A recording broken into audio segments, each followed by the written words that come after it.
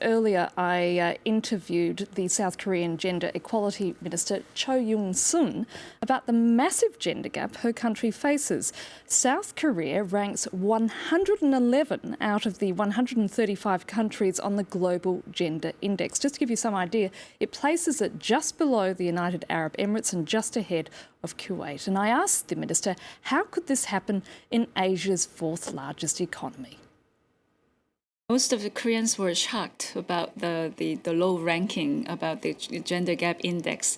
Actually, the kind of basis of the statistics are based on the year before our president was inaugurated. So perhaps from this year, the announcement will be a little bit better, we expect. But actually, the major problem, the major reason for that low ranking is because of the low participation rate of female in the economic marketplace. Now, Isabel, is the situation in South Korea a sort of general reflection of what is happening across Asian countries?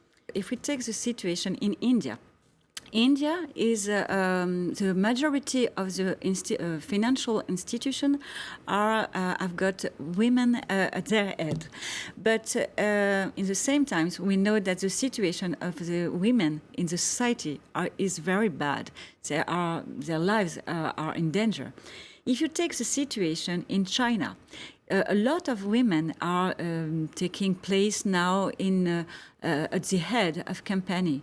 But in the same time, there are not a single woman in the politics bureau. So it's really depends of each country, and it depends on the political will. Isabel Lafour, thank you so much for being with us. Now, the South Korean minister was here in France to promote an animated film on the plight of her country's so-called comfort women. The term is used to describe tens of thousands of girls across Asia, including South Korea, who were forced into prostitution by the Japanese army during World War II.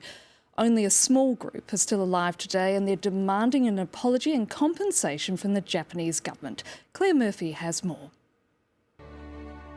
A quiet suffering hidden for 5 decades.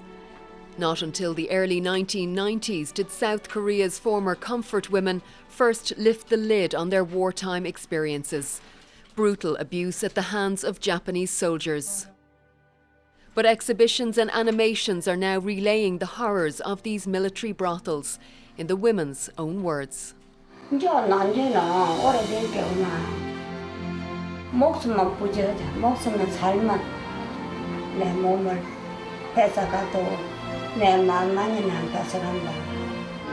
government in Seoul says it wants to see the women's dignity reclaimed, while also highlighting the ongoing use of rape as a weapon of war. What we have to do is to properly resolve what have been done in the past. And we think that apology is not to blame somebody's mistake. An apology is a very courageous and strong commitment not to repeat the same mistake again.